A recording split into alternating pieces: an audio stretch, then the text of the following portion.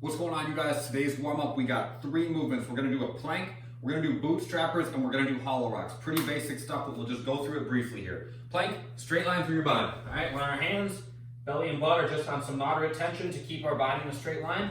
After that, we're doing bootstrappers, so we sit into the bottom of our squat. Our heels are flat. We're gonna grab a hold of our toes. At the bottom, our elbows should be inside of our knees, and then at the top, we're just extending our legs as much as we can comfortably. Should just be a gentle stretch. So we're here at the top, back down here at the bottom. Okay, each time you extend up and then come back down as 1 rep. Last, we're doing hollow rocks. It's a really good warm-up movement. It's not visually very difficult looking, but it is if you do them correctly, it is a pretty challenging movement. So when you're doing them, we want the small of our back on the ground. Okay, if you need to scale these back and keep your legs bent, that's totally fine, but try to keep as extended as you can. So here's what they look like. Okay, I'm on the small of my back. My belly is flexed and my butt is flexed. Those 2 things aren't in place. It's going to make it really hard to stay hollowed out. So if you need, you can scale them by maybe bending your knees a little bit and putting your arms alongside your hips. That would work just as well. But again, tension here, tension in your butt. Those 2 things are going to help keep you in that hollow shape as you work. For the workout, we're going for 20 minutes today. We're going to do some handstand push-ups or down dog handstand push-ups. As I always say with these at-home workouts, movements like handstand push-ups are not something that I'd recommend you guys try for the first time without somebody there to watch you. So if you're not comfortable with handstand push-ups or if you've never done them before, don't try them at home. It's just an easy way to accidentally end up falling on your head. Or even if you are completely safe in doing them and that you're not gonna your arms won't give out or anything like that, there's a lot of ways to just do them in kind of a goofy position. So I'll show you how to do a down dog handstand push-up, and that's a better alternative that still lets you work on the same basic pressing mechanics. So we're gonna get into down dog. We're going to shift our weight forward from there, and we're going to touch our head to the ground out in front of our hands. So at the bottom, we're forming a triangular shape. 1 hand is each point in the triangle, and then our head forms the third. So I get into down dog.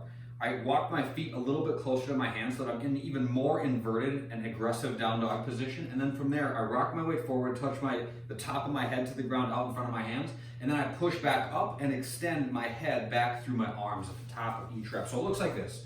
There's my hands, that's the position, that's the 2 of the points in the triangle. My head's gonna touch out here. Walk my feet closer to my hands, rock my way forward, touch my head down, then push up and back, okay? We're trying to get as inverted as you can. So try to keep as vertical a back angle as possible. These are tough, they should be tough, okay? There's only 3 of them per round, so that's okay that they're challenging. If you need to scale them, you guys can put a couple books underneath where your head's gonna touch. That will elevate the ground a little bit. Or else you can just scale them back to just regular push-ups if you're still working on that strength. The second movement we're using is a dumbbell thruster. So I have a pair of dumbbells. I'm gonna put 1 on each shoulder. This is gonna be a squat into a press. So I brace my belly so that my back stays flat. My hips sit back as my knees push apart. Feet stay flat to the ground, then I drive my hips open, stand, and press. Okay, so it's not just stand up and then press, it's stand and press in 1 motion. Squat, stand and press. Okay, next up, we're doing some swings. It would be ideal to do these with a kettlebell. Okay, kettlebell swings are much more common than dumbbell swings, but in a pinch, we can still replicate the same movement with just a dumbbell. So before I even use weight, here's what it looks like. I'm gonna be holding on to something. Okay, if it was a kettlebell, I'd hold it like this. If it's a dumbbell, I'd kind of hold 1 hand in front of the other. I'm gonna swing back between my legs, and then I'm gonna open my hips and swing the dumbbell up to about shoulder height, or so that I'm looking over my knuckles at the top of the rep. A few things to keep in mind here. At the bottom, my knees are bent, but it's predominantly coming from my hips. So the bottom position looks like this, okay? My hands, my wrists are gonna be in contact with the inside of my thighs, and I can feel tension in the back of my legs. If you don't feel tension there, chances are good that the muscles that we're looking to use, your hamstrings and your glutes, are not being put to good use. So make sure that you're feeling for that tension. I swing back, okay? This is the bottom position. When I open my hips, I squeeze my butt and swing to here, okay? At the top, my elbows are slightly bent, all right? I'm not like this, letting the weight pull me way across the room. So I got my dumbbell, I'm gonna hold it 1 hand in front of the other, I'm gonna swing back and then open my hips, okay? Just like that. So it's the fast opening of my hips that provides the power that we're looking to use when we do the swing, okay? We're looking to use the back of our legs. The fast opening of our hips is what does it. So keep that in mind. Last up, we're gonna be doing some sit-ups. These are standard, you guys know them. We sit in our butt, throw our arms forward, and sit all the way up. Make sure you're up here at the top, okay? Shoulders touch, sit all the way up at the top of each rep. That's the body weight version. I'm sorry, that's the equipment version. The body weight version is the same thing, except we're just gonna switch. The thrusters are gonna become half burpee mountain climbers, so these look like this. Jump to a plank, mountain climber, jump my feet back to my hands, jump and clap. And then instead of the swings, we're just gonna do air squats. Belly tight, squat, and then stand. Just because we're not using weight, just because it's not a thruster, doesn't mean that you can get sloppy and just kind of like bounce through them. Keep a little bit of tension here. That will only help keep your back safe and develop, your core strength. So belly stays tight, hips back, knees out, squat, and stand. There you go. What's up next? We got some fun and then some mobility. Oh, we got some fun.